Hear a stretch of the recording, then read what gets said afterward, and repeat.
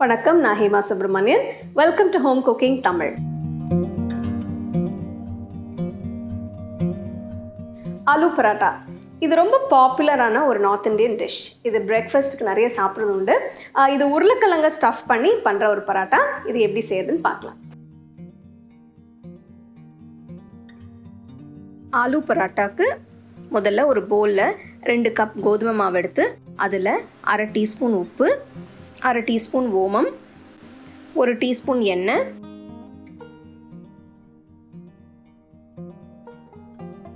Mix பண்ணிவிட்டு அதில் கொஞ்சமாக தண்ணி ஊற்றணும். தேவையான அளவு தண்ணியை ஊற்றி மாவை நல்லா பிசையணும்.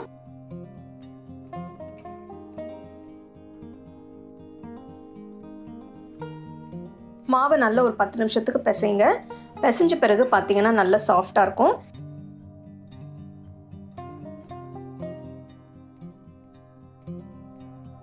இப்போ மாவு மேலே கொஞ்சம் நெய் இல்லைன்னா எண்ணெய் தடவி மூடி வச்சிருங்க.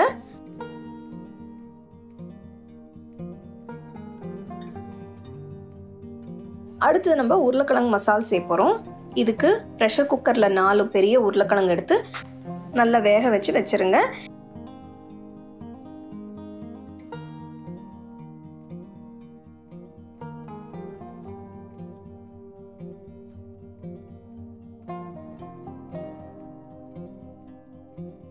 இப்போ உருளைக்கிழங்கு நல்லா வெந்தாச்சு. உருளைக்கிழங்குலேருந்து தோல் எடுத்துட்டு ஒரு பவுல் எடுத்து வச்சிருங்க.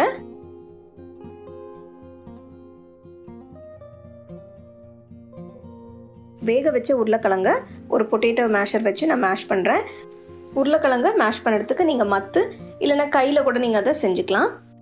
உருளைக்கிழங்க நல்லா மசிச்ச பிறகு இதில் 1 டீஸ்பூன் காஷ்மீரி மிளகாய் தூள், 1/2 டீஸ்பூன் கரம் மசாலா தூள், 1/2 டீஸ்பூன் சாட் மசாலா தூள், 1/4 டீஸ்பூன் உப்பு, பொடியாக நறுக்கின கொத்தமல்லி கொஞ்சம், 2 பச்சை மிளகாய் பொடியாக நறுக்கினது, இது எல்லாமே சேர்த்து நல்லா மிக்ஸ் பண்ணிக்கோங்க.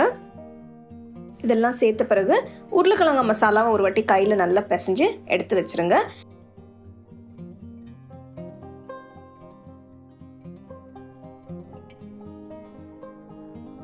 இப்போ நம்ம பராட்டா செய்ய போகிறோம். இதுக்கு தேய்க்கிற கல்லில் கொஞ்சம் மாவை தூவி கொஞ்சமாக பிசைஞ்சு வச்ச மாவை எடுத்து வச்சு கட்டையை வச்சு மெதுவாக எல்லா பக்கமும் தேய்க்கணும்.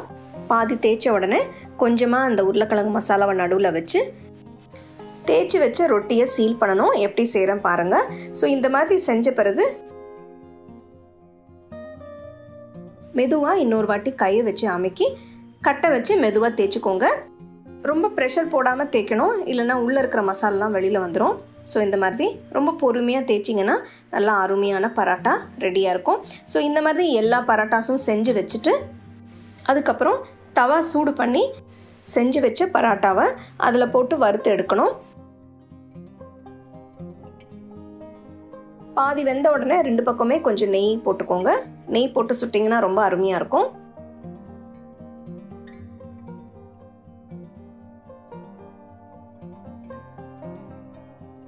பார்த்தீங்கன்னா நல்ல பொன்னிறமாக வந்திருக்கு.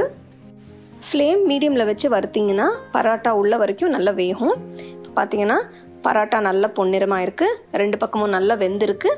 இந்த மாதிரி எல்லா பராட்டா சுட்டு நல்லா சூடாக சர்வ் பண்ணுங்க.